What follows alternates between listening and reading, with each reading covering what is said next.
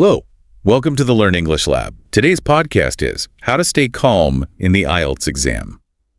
So, if you're preparing for the IELTS, you've probably spent, months, maybe even years, just grinding away. Oh, absolutely. Obsessing over verb tenses, cramming those big academic vocabulary lists. Right, and taking practice test after practice test until you can't see straight.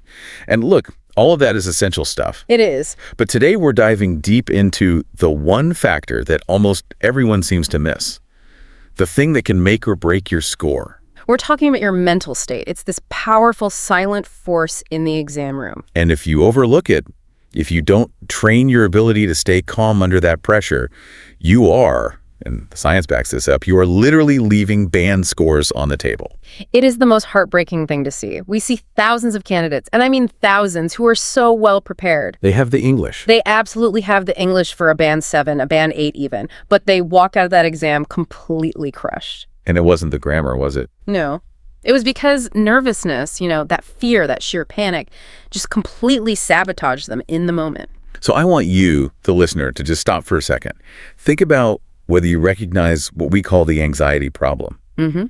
Maybe you were in the writing test, task 2, and poof, your mind just goes completely blank. You had all the ideas just a minute ago. Exactly. But now you're just frozen staring at the clock, and you've just wasted 10, 12, maybe 15 critical minutes on nothing. Or, and this is the classic disaster zone, the listening section, you miss one little answer, just one, a number, a name. And that's it.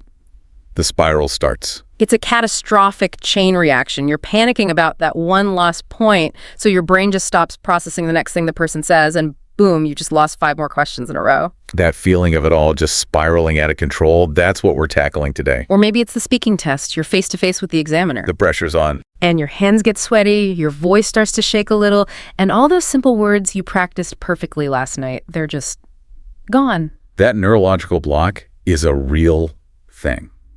And it is probably the biggest obstacle between you and the score you need. So this brings us to our core idea for this whole deep dive. We're calling it the hidden band score booster. Okay.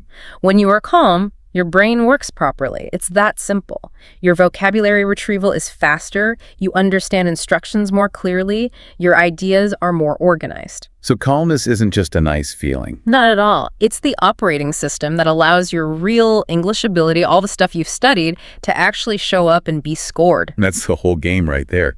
It's knowing the material versus being able to perform the material under pressure. Precisely. Our mission today is to unpack all of this. Why this anxiety happens, what stress is literally doing to your brain chemistry. And most importantly, giving you real actionable strategies to build a resilient mindset and control that nervousness from today all the way through to exam day. Let's start with the root cause. Why does the IELTS feel so scary? I mean, much more than a regular school exam. It's the stakes, isn't it? It's all about the stakes. For pretty much everyone, this test is tied to these huge, life-changing plans. We're talking about studying abroad, immigration, a dream job, a professional license. When a 3-hour test is the gatekeeper to these massive goals, your brain just perceives it differently. It stops seeing it as a language test. Right. Neurologically, it starts to see it as a high stakes, almost a life or death moment. And that's what triggers what psychologists call catastrophic thinking. Okay, let's define that. Catastrophic thinking isn't just worrying. No. It's when you take one small mistake, like missing one answer in listening, and your brain blows it up into a life-ruining event. Exactly. You're not thinking, oh, I missed a point. You're thinking, I missed a point, so I'm going to fail the whole test. I won't get my visa, and my entire life plan is ruined. And that amplification is what spikes the stress chemicals. It fuels that negative inner voice, that loop of fear that starts weeks before the exam. What if I forget everything? What if the examiner doesn't like my accent? And the big one, what if I fail again? These thoughts, they don't just stay in your head. They create real physical symptoms that get in the way of your performance. Like the racing heartbeat. That's your body getting ready to run away. The sweaty hands, which literally make it harder to write. The shaking voice in the speaking test. A tight chest, which stops you from breathing deeply, which is the one thing you need to do to calm down. And then the most damaging one of all, the blank mind. Where you know the information is in there somewhere, but the fear has just put up a wall. You can't get to it. And we really have to stress this. This anxiety isn't just about feeling uncomfortable. It is a score reduction machine. 100%. Let's do what we call the damage report. Let's take listening again. You miss that one answer, you panic. Your brain isn't listening anymore. It's just replaying the mistake. So you miss the context, you miss the keywords for the next few questions. And you've just lost 4 or 5 marks. Not because of your listening skills, but because you couldn't regulate your emotions. But the damage in reading is a bit more subtle. When you feel that time pressure, you stop thinking clearly. You start panic skimming. Exactly. You're just desperately looking for keywords instead of reading for meaning. And you miss the little words, the buts and excepts, and you fall for all the distractors. Your analytical precision just degrades under stress. Then there's writing, where that mental block becomes a time vortex. Huh. A time vortex. I like that. You're overthinking the perfect sentence, the perfect word, and you just freeze. You waste 10 minutes staring at a blank page. And that time is gone forever. You can't get it back. So you end up rushing the essay, and it's a mess. And finally, speaking, you get so worried about making a mistake that your performance just drops. You speak more quietly. You hesitate, you say, and a lot. You try to correct every little error. All of that kills your fluency and coherence score. So this is the big truth we need to land on. For most prepared students, IELTS failures are caused by poor stress control, not poor English. The knowledge is there, the vocabulary is there, but stress is this huge, invisible barrier stopping you from using it. So to really master this, we have to look under the hood a bit, at the neurobiology of it all. Right. We need to understand how the brain literally switches its operating system when it's under pressure. Okay. We can simplify it down to 2 basic modes. First, you have your thinking mode. The logical brain. Exactly. It's your prefrontal cortex. It handles reasoning, planning, retrieving memories like that specific academic word you learned, and organizing your ideas. You need this mode for, well, every part of the IELTS. Now what's the other mode? That's your survival mode. This is driven by your limbic system, the amygdala. It's your ancient lizard brain. The alarm system. The alarm system. It's activated by any perceived danger, whether that's a tiger in the jungle or a really important exam. Its only goal is immediate survival. Fight, flight, or freeze. And here's the critical, destructive part. When survival mode kicks in, it sees thinking mode as a non-essential luxury. So it shuts it down. It actively hijacks the resources. It diverts all energy to the primal stuff. It's basically saying, we don't have time to write a complex essay right now. We need to run away. And this is a chemical process. It's all chemical. When your brain flags the exam as a threat, it unleashes a stress chemical cascade. Cortisol and adrenaline flood your body. So what do those chemicals actually do to your thinking? Well, cortisol specifically attacks the function of your hippocampus. That's the part of your brain that manages memory retrieval. So that's why the word you knew yesterday just disappears. The retrieval system has been chemically compromised. Yeah. It also shrinks your working memory. Which is what you need to hold multiple pieces of information at once, right? Like in listening. Precisely. You have to hold the context, the key word, the spelling rule all at once. Stress makes that almost impossible. So it's like a DDoS attack on your brain server. That's a perfect analogy. The processor is fine, but it's so flooded with stress signals that it just slows to a crawl. You can't access your own data. So this leads us to what you call the calmness advantage. Right. Imagine 2 students, student A and student B. Both have the exact same band 7 level of English. Okay. But student A is a nervous wreck. Student B is prepared, but calm and focused. Who gets the higher score? It has to be student B. Every single time. And not because they're smarter or studied more, it's because their brain is functioning properly in that high-pressure room. Calmness isn't a soft skill. It's a performance tool. It ensures your thinking brain stays in charge, allowing you to perform at 100% of your ability, not 50% because of fear. Okay, so if the science is that clear, then the practical work has to start way before the exam. It has to start with mindset. That's the foundation of everything. You can't just hope to be calm on the day. You have to build it. If you walk in there thinking, my whole life depends on this, you're setting yourself up for terror. You are. So the job is to actively, aggressively reframe what this test means to you. So instead of thinking, I must pass, or my life is over, You have to consciously adopt a different perspective. Something like, this is an important step in my journey. If it doesn't work out this time, I can take it again. you're basically lowering the stakes in your own mind. You're telling your amygdala, hey, it's not a tiger. We're okay. Stand down. And what's the other big mindset shift? Letting go of perfectionism. So many high-achieving candidates paralyze themselves because they think every single sentence has to be flawless. An impossible standard. Completely. So instead of that crushing burden, the goal should be, I just need to communicate my ideas clearly. That makes so much sense. The test isn't about perfect English. Not at all. And this is a huge point. The IELTS is not a test of your intelligence or how good your education was. It's a performance test. It's a performance test. It tests how well you can use the English you have under very specific, timed, high-pressure conditions. And when you realize that, it's actually quite liberating. It is. The focus shifts from just cramming more knowledge to optimizing how you execute what you already know. So how do you build that confidence? How do you fight back against that little voice that says you're going to fail? You fight fear with evidence. The fear is loud, but it's usually not based in fact. So you have to ask yourself the hard questions. Yes. Have I practiced full-timed tests? Have I written essays under pressure? Have I recorded myself speaking? And if the answer is yes, then you have to consciously reframe your identity.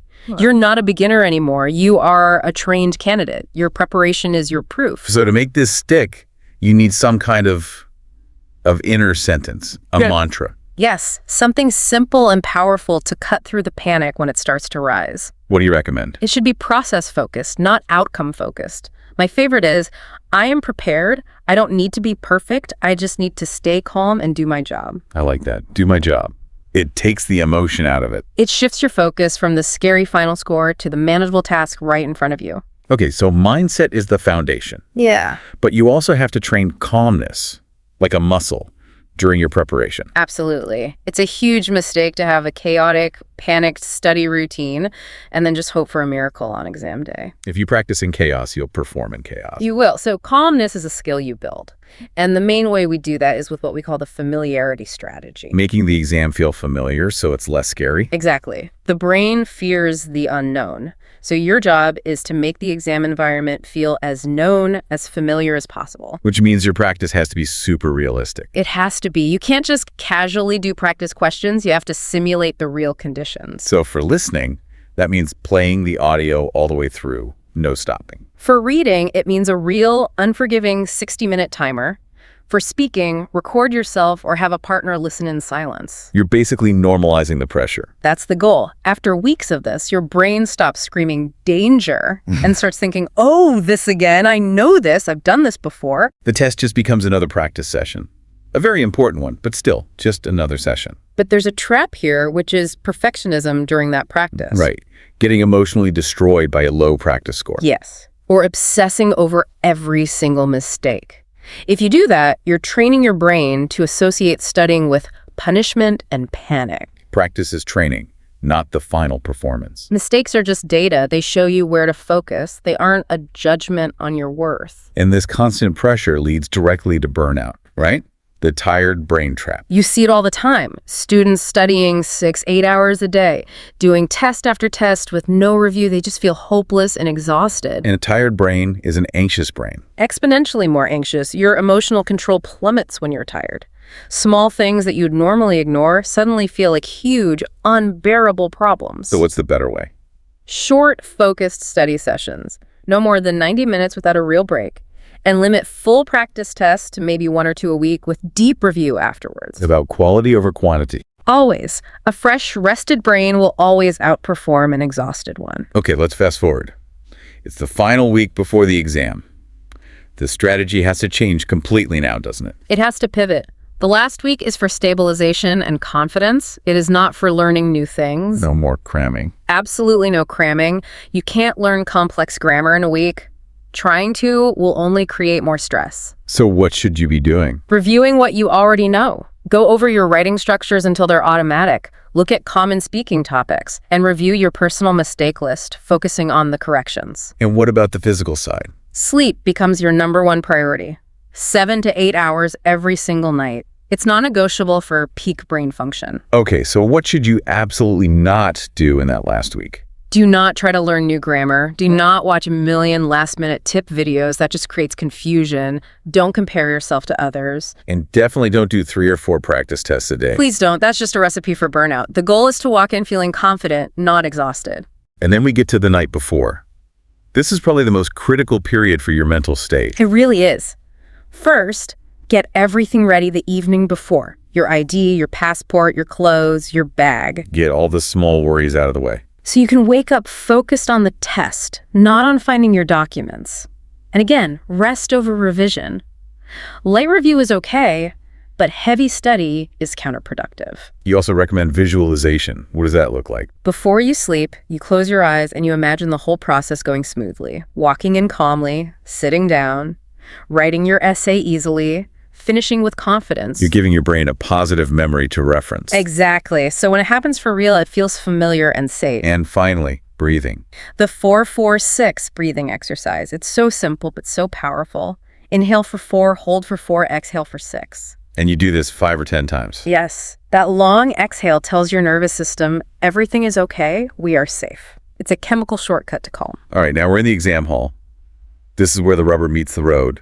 What are the moment-by-moment techniques? This is where preparation pays off. Let's start with listening. The biggest panic trigger? Because you can't go back. The audio moves on. So here is the golden rule of listening.